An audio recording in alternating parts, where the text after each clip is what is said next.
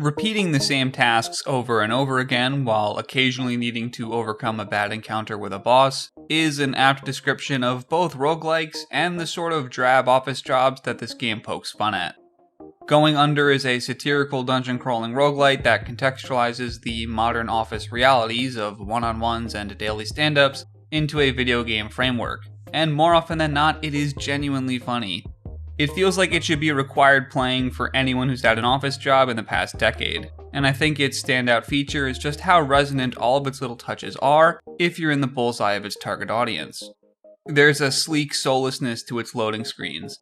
It's got that literally faceless style in its onboarding videos that have the signature corporate lack of humanity, and its user interface is designed to look less like a game menu and more like the front end for enterprise talent management software. And you're just gonna have to trust me when I say I know what that looks like. Every line of character dialogue, every skill name, every temporary app-themed power-up is a scathing criticism of working in an office. Particularly the West Coast techie startup-y kind of office with douchey frat-like leadership that nepotized their way into the position. You don't want to work for a company like Fizzle, the soda meal replacement startup that protagonist Jackie just landed an internship for. Unfortunately, the supposed marketing experience she thought she'd be getting actually had a whole lot more monster slaying than the job description implied. There's 3 major dungeons in the game, each themed after one of its in-universe failed startups that must be fought through repeatedly to progress the story. Between each run, you will talk to your colleagues and be assigned tasks to complete while in the dungeon in order to gain some permanent upgrades via their mentorship. With the exception of a post-launch hard mode that strings all 3 dungeons together, Going Under contents itself with being an easy roguelite, by virtue of having perpetual health upgrades, skills that can eventually be assigned at the start of a run, and mentor tasks that don't actually require you to successfully complete a run in order to satisfy their conditions. Corporate leaders nationwide will be excited to learn that Going Under allows you to fail forward, which feels like an intentional decision to keep the game light and fluffy and ensure that nobody gets skill checked out of its biting satire. And I think that levity works, especially in concert with its average dungeon runtime only being somewhere in the 10 to 12 minute range. Going Under is a game that I feel I mostly played for its writing, aesthetic, and theme, which is not something I find myself doing with this normally gameplay-heavy genre. Despite its roguelike structure, the campaign has a definitive beginning, middle, and end, and it's not the sort of ending that's buried behind hundreds of runs but can easily be achieved within 7 or so hours that don't overstay their welcome. I had a vague idea of what Going Under was before going in based on its premise alone, and I think I was at least somewhat expecting the water cooler dialogue, jabs at corporations, and mandatory office stand-ups. What I wasn't expecting was that I was also going to be playing a superb Jackie Chan game. Going Under's combat is an improvisational environmental action comedy. It's not the first roguelike to lock you into a room and demand that you kill all the enemies inside, but a few of its systems really push you into the sort of action you'd see in the choreography of Chan's most iconic films. Weapons are transient.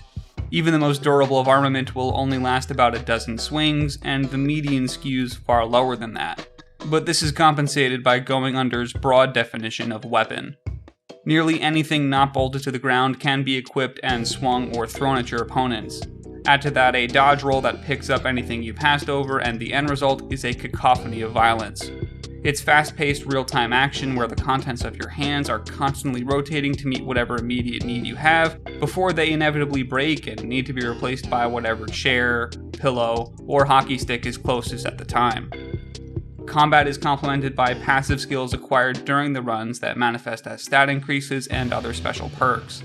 There are plenty of clever bonuses that give an effect that thematically aligns with some sort of corporate lingo, and there are a good share of powerful skills that I almost always sought after. But I seldom found that my builds really felt different from each other run to run. With a few exceptions, there's not a ton of variance in how each skill will actually demand you play. Your best bet almost always is to engage in the same sort of hand-to-mouth action every run. Its priority is short-term thinking and quick reaction times, with little long-term decision-making both by virtue of minimal playstyle variance and the previously mentioned lack of long-term because of short run length. Unlike some games at the apex of the roguelike genre, Going Under isn't in my running for a desert island sort of game. But I also think that might be a sort of unfair expectation I may have unintentionally heaped onto this genre. Usually 11 hours in a roguelike means you fell off of it, but I can confidently say Going Under was an experience I enjoyed, one whose completion I'm glad is on my resume, even if I won't be developing years of experience with it. Its style is unique and it sticks the landing so hard on its themes that I found surprisingly resonant, and its gameplay had just enough interesting ideas to satisfy the duration of the package. Maybe another label might need to be spun up for these sort of roguelites, the ones that don't go for infinite replayability, but instead are satisfied with finite replayability that's just enough to get you to the credits. A roguelite light, or a rogue-ish. Going Under is a roguish that embraces our shared, jaded human experience of doing something tolerable for 50 years until we perform the game's title. It struck the chords with me I think it was trying to strike, and its gameplay is rush hour out of 10. I might give it a few more runs after uploading this video. I just don't expect it's going to be my next full-time job.